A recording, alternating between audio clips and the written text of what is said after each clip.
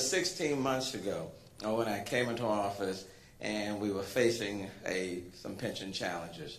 And when I came in, we thought it was like 500. No, it was right at $5 billion in unfunded liabilities.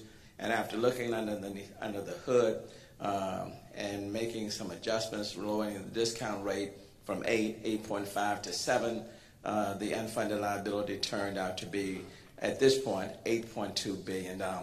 And so we started having conversations with all three of the employee groups that started back in February of 2016.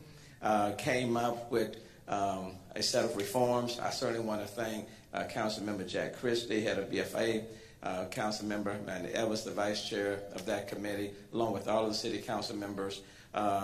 In October, City Council passed out the pension reform solutions by a vote of 16-1. Certainly want to acknowledge the hard work, the time, the effort that all of the employee groups expended in this process. And then we started talking with the Greater Houston Partnership and others in August of last year. And then the Houston Pension Solutions then went to the legislature. A week and a half ago, the Senate passed out Senate Bill 2190 by a vote of 25-5. That was historic in and of itself, because pension solution that would be not only short-term but long-term had never reached that point and never passed out of the Senate. So it passed out 25-5. And then it went over to the Senate, over to the House, and it was initially scheduled to be on the floor on Saturday, but they got behind on Thursday and Friday, and then they finished that Saturday at 3 o'clock, and so they heard the Senate bill today. The House bill was substituted for the Senate bill, and not too long ago, on the floor of the Texas House, it passed out by a vote of 112-28.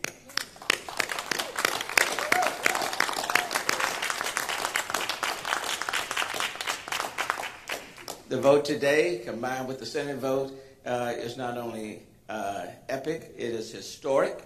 It marks a tremendous evolution in terms of all of the discussions, all of the meetings that have been held on the pension challenges.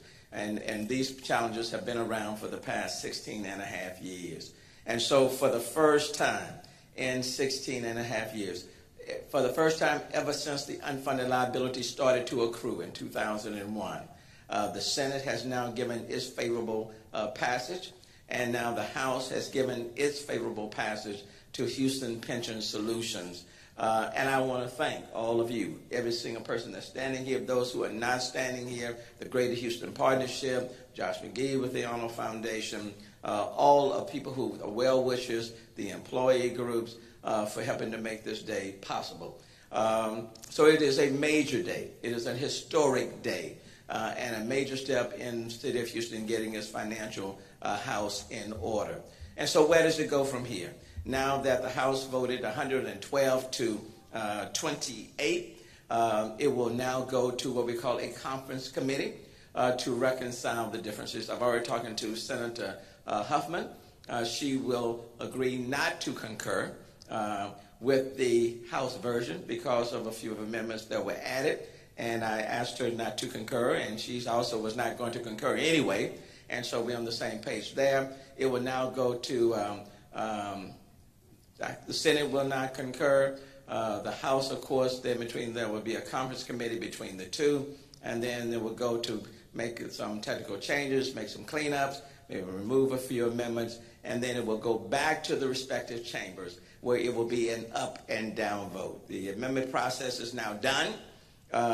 Both chambers have spoken very favorably by a 2/3 margin on each. And so after goes to a conference committee, they reconcile the two. Then it will go back to both chambers, and then will be on its way to the governor's office. And so I simply could not pass up this day without comment to say thank you, even though the final signature is not on the bill.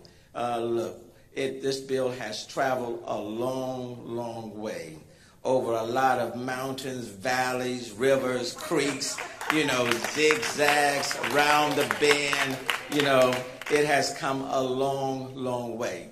And, maybe some doubted that it would never happen. But this is a city of hopes and dreams and aspirations. And this is a city where if you dream big, big things can happen and big things come true. And this is a city that we take the toughest of challenges and we find a way to come up with the solutions. And so though the process is not 100% complete, for the first time in the history of this city, there's a pension solution bill that is navigated through the Senate, navigated through the House, and now it's on its way to a conference committee where the differences will be resolved. And for that, I am very much grateful to every single person that invested time, effort, energy, you name it, into making this process happen. So let me thank Chairman Flynn on the House side for navigating this bill through. And let me thank Senator Joan Huffman for doing the same. And let me thank all the members of the legislature for giving their voice and their votes to this process.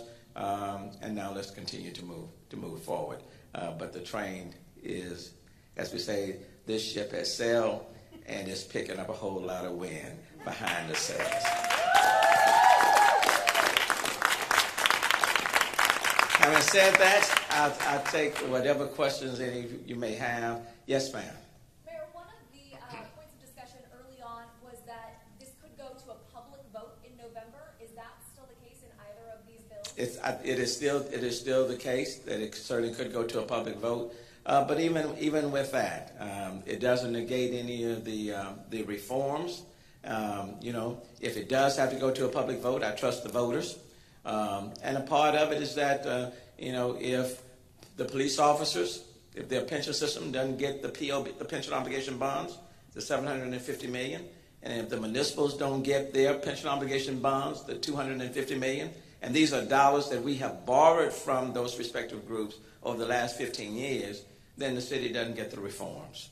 And so I think the city wants the reforms. I think Houstonians will want the reforms.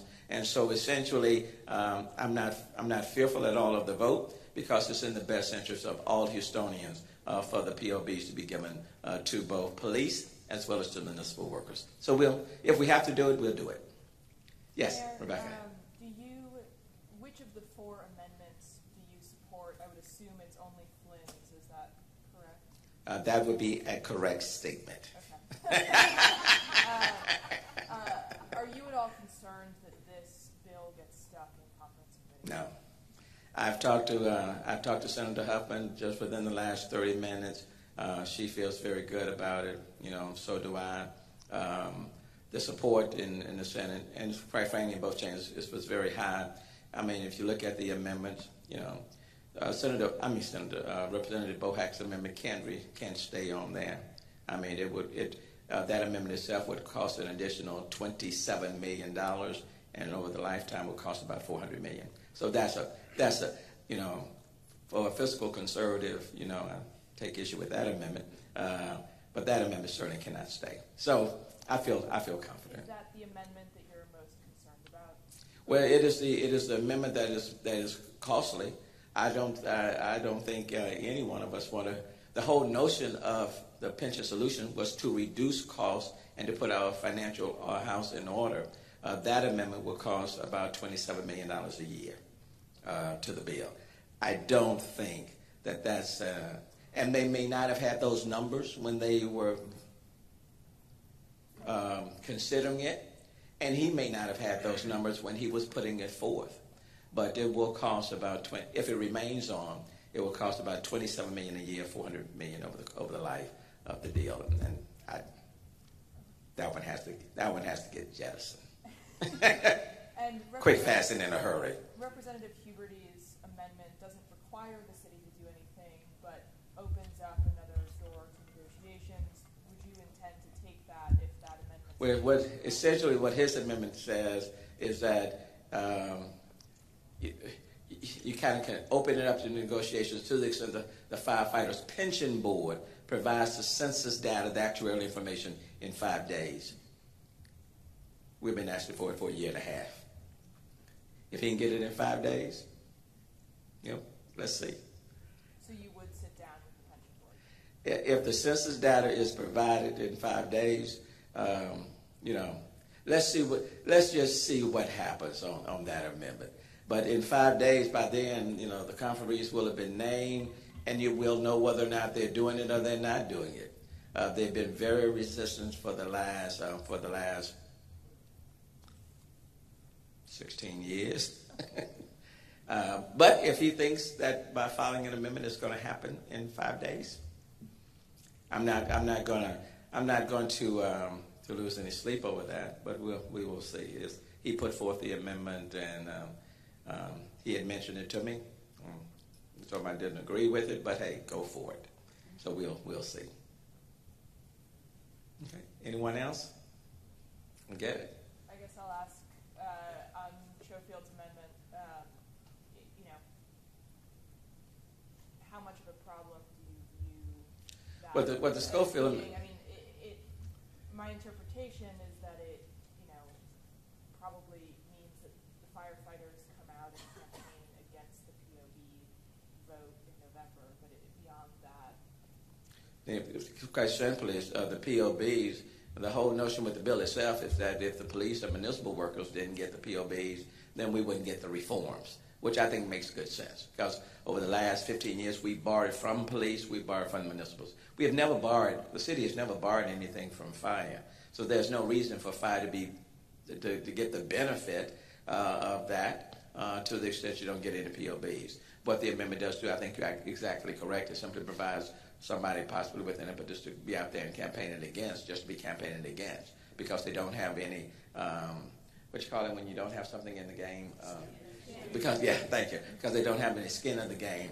And so just from a public policy sort of deal, I don't think it does anything that's positive in nature. I can certainly understand police and municipal workers saying if you don't pay us back the money that we've been borrowed, then you shouldn't get the reforms. Fire has never been in that particular situation. So we'll see what happens on that amendment. But besides those things, and quite frankly, I thought there might be a lot more amendments. I mean, I was thinking they were going to be on the floor for quite some time. The build-up was, almost had me ready to catch my jet. And then I discovered that the city didn't have one. Southwest Airlines, United, and except for the jet that Susan Christian put me in the auto car parade. I was in my jet car, but the jet car was no longer available. But I was anticipating there being a lot more amendments that would end up not being. Look, this is a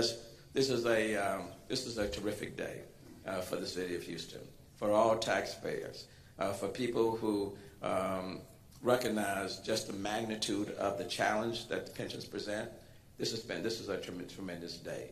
The bill continues to move along in the process. That's step number one.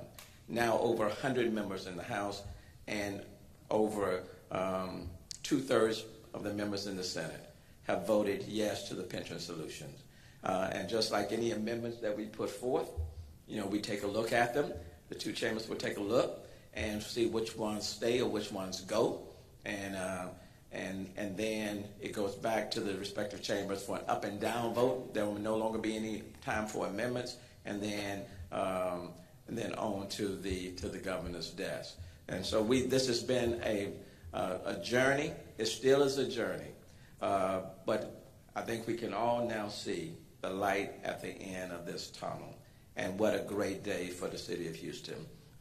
I knew last night when the Rockets came out firing that this was going to be a tremendous day. Now, if they will take advantage of this momentum that has been established and move right on down the road to San Antonio, as we have found the Houston pension solution, go Rockets and take care of business on tomorrow night. And we'll see them again on Thursday night.